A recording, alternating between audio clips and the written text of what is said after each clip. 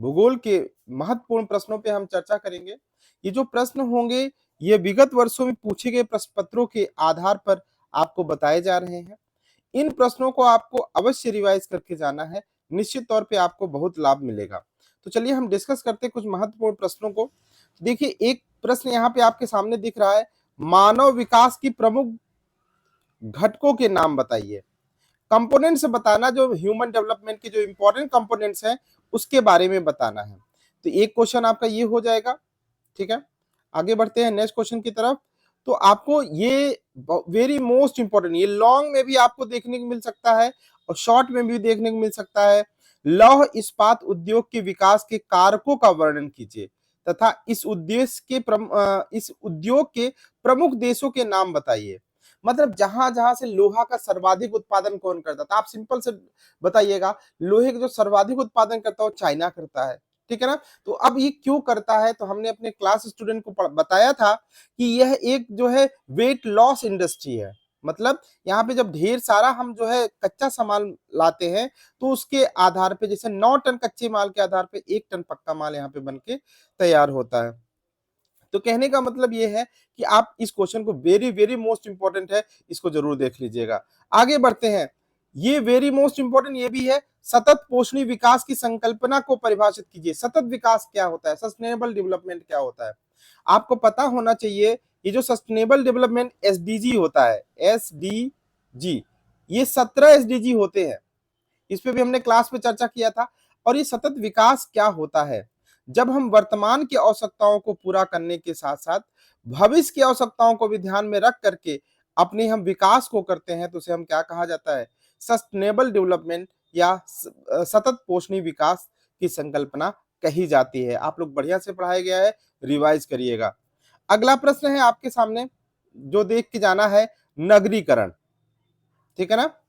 नगरीकरण क्या है, जैसे इस समय हमारे यहाँ नगरीकरण कितना है, 31.2%। ये याद रखिएगा, बीच में कुछ डेटा भी बताते चल रहे हैं, उन डेटा को भी आप याद करिएगा, इसको लिखिएगा, अंडरलाइन कर दीजिएगा, एग्जाम में बहुत मजा आएगा, आपको बहुत अच्छे नंबर मिलेंगे।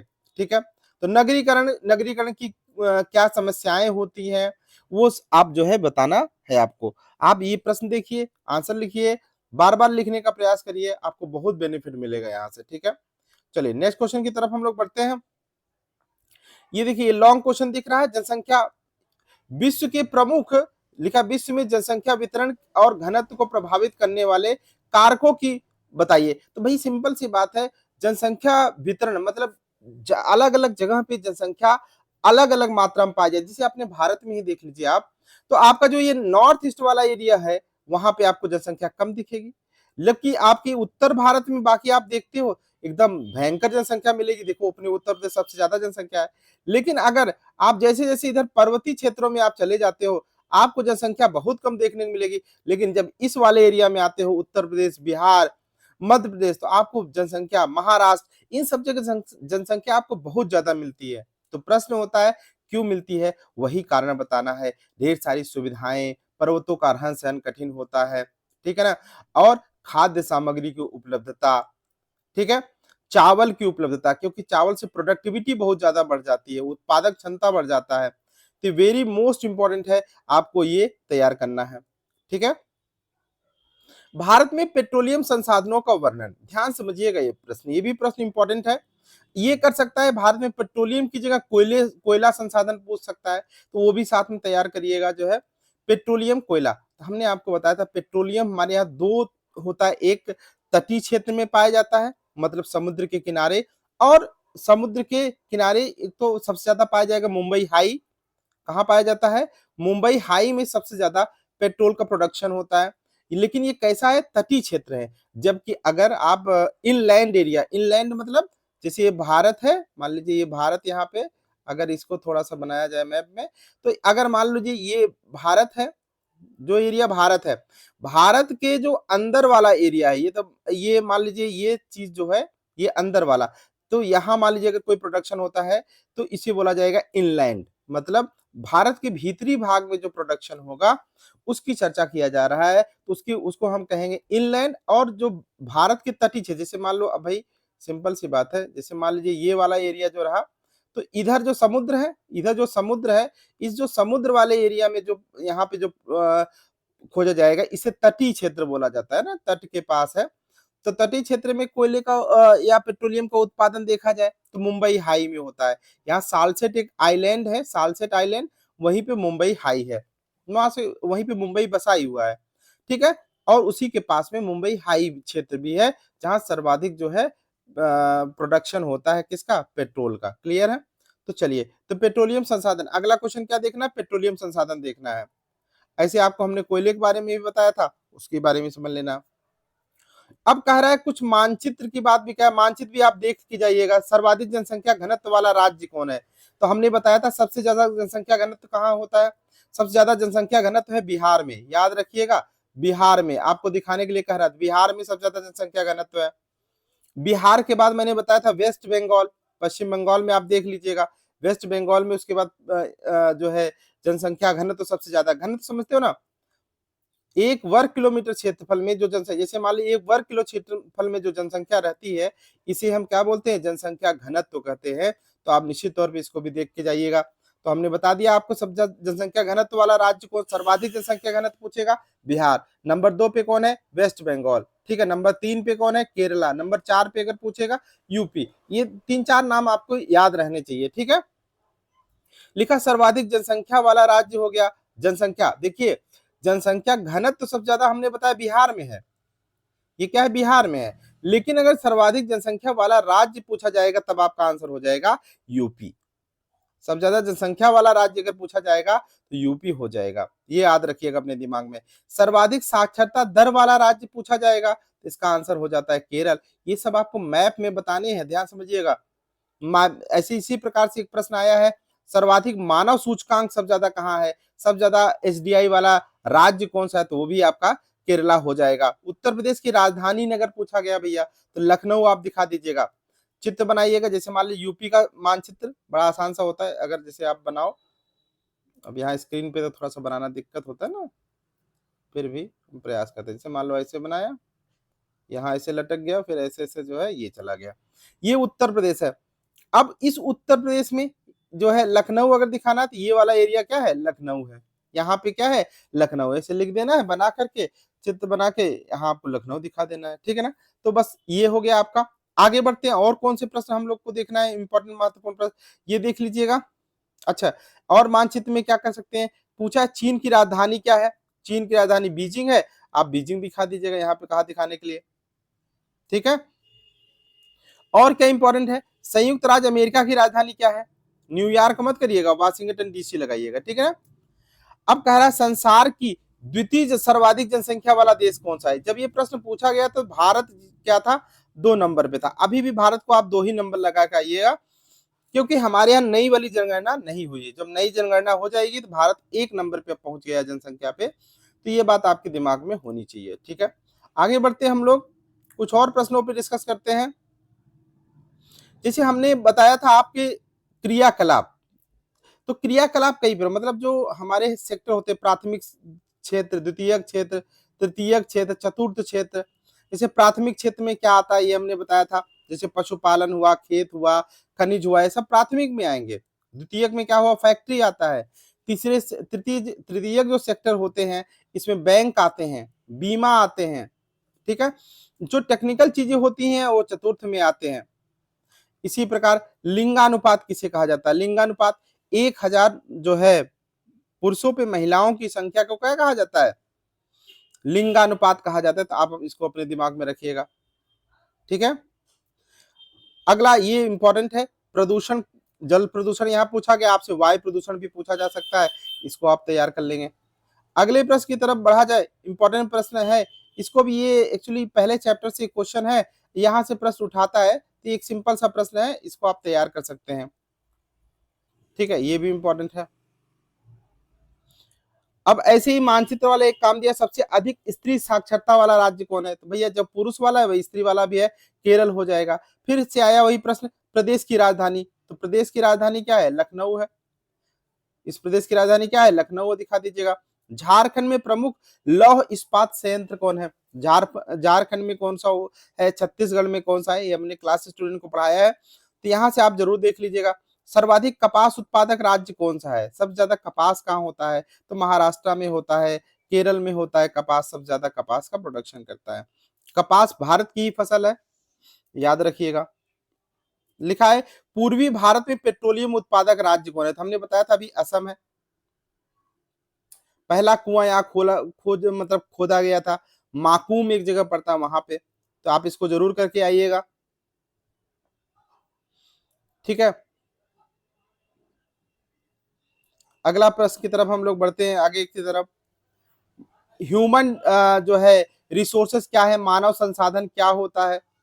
मानव में यदि शिक्षा, स्वास्थ्य, ये अगर इस सब को जो है इन्वॉल्व कर दिया जाए तो उस मानव क्या बन जाता है? मानव पूंजी या मानव संसाधन के रूप में प्रकट हो जाता है। ये भी क्वेश्चन इंपॉर्टेंट है।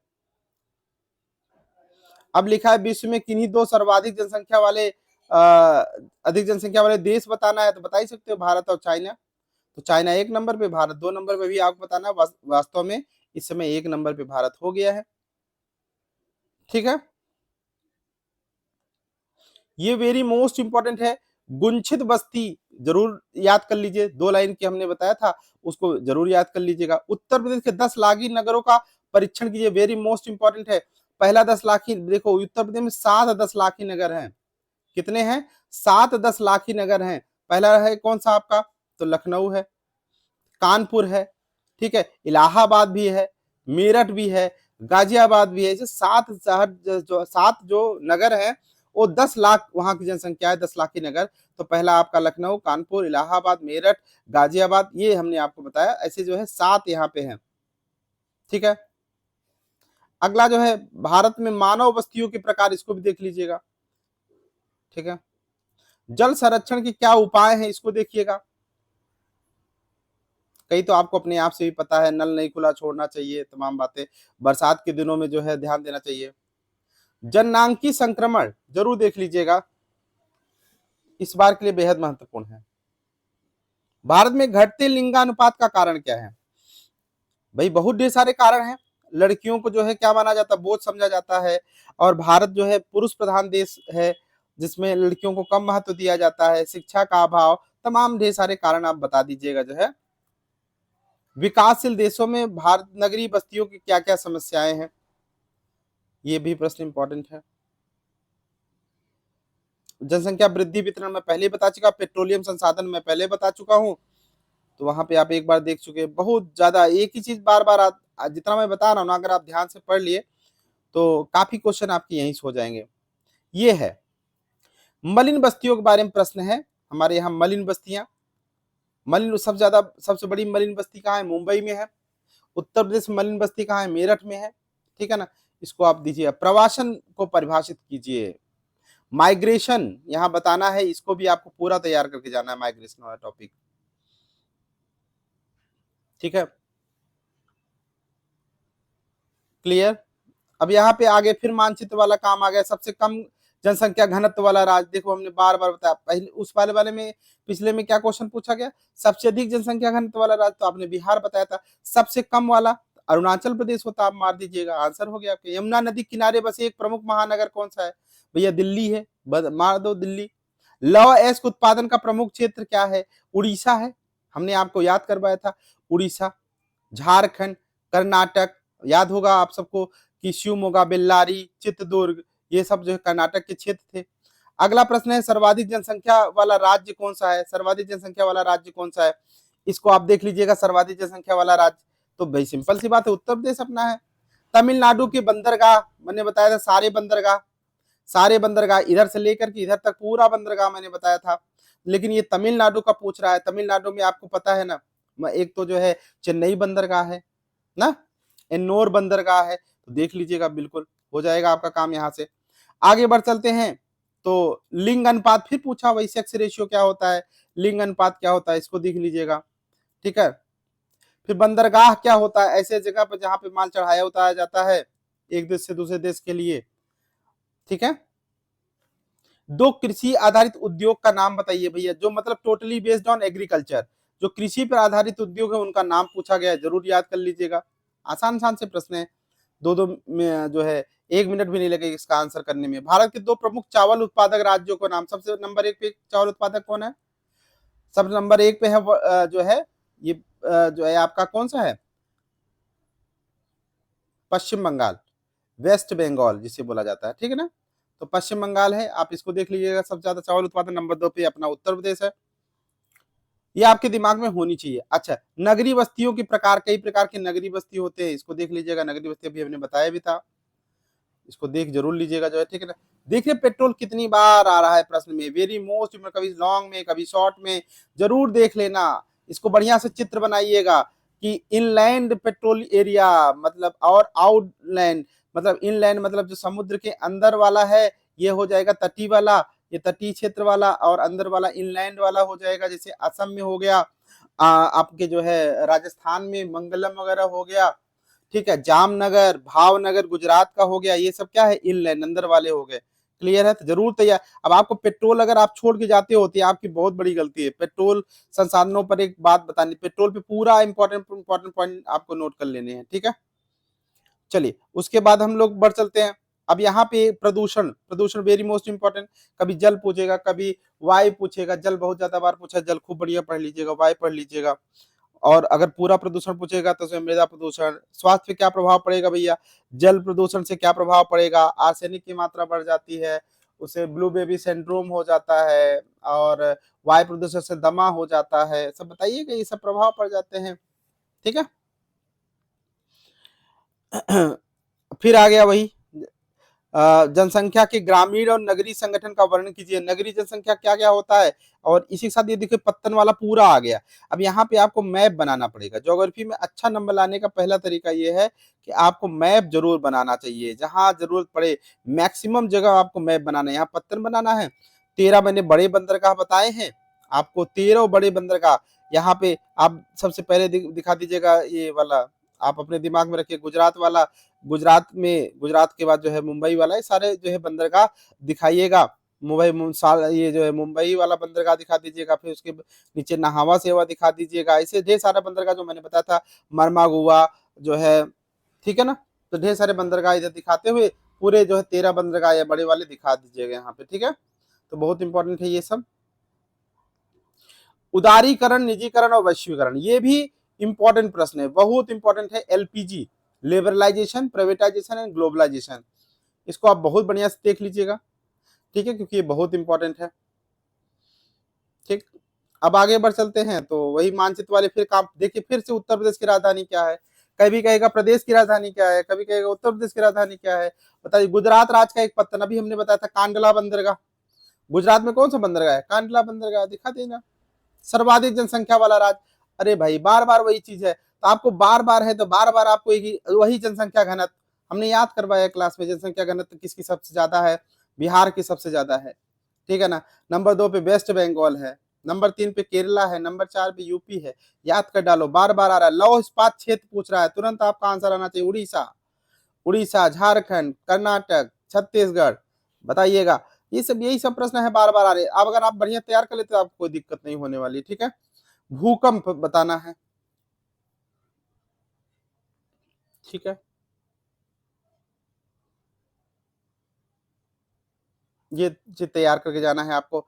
अच्छा, महासागरीय धाराएं, तो आप जानते हो इसमें हमने आपको धारा बताया था, जो बीच में होता है विश्वत, देखो ये पूरा हो गया मान लो, यहाँ बीच में होता है विश्वत धारा। तो विश्वत धारा के पास जितनी धाराएं बहती है वो गर्म जलधारा होती हैं, और जो इधर ध्रुवों की तरफ से जो आती हैं वो कैसी जलधारा होगी? वो ठंडी जलधारा होती है। तो ठंडी और गर्म जलधारा को एक बार देख लेना, और वहां पे भी मैप बनाना है आपको, ठीक है। फिर ये मानव बस्ती देख के जाना, मैंने पहले बताया। जनसंख्या घनत्व वाली बात मैंने बताई पहले से ही, ये आप जरूर देख लीजिएगा जो, ठीक है ना। बस, तो इस वीडियो में बस इतना ही पर्याप्त है, आप इतना तैयार करिए। कोई डाउट्स हो तो जरूर आप कमेंट बॉक्स में लिखिएगा। किसी टॉपिक को अगर कोई बात समझ में नहीं आ रही है तो लिखिएगा, उस पर हम आपको उस टॉपिक को, कंसेप्ट को समझा के आपको हम बता देंगे। थैंक यू, मिलते हैं नेक्स्ट क्लास में। Thanks for watching.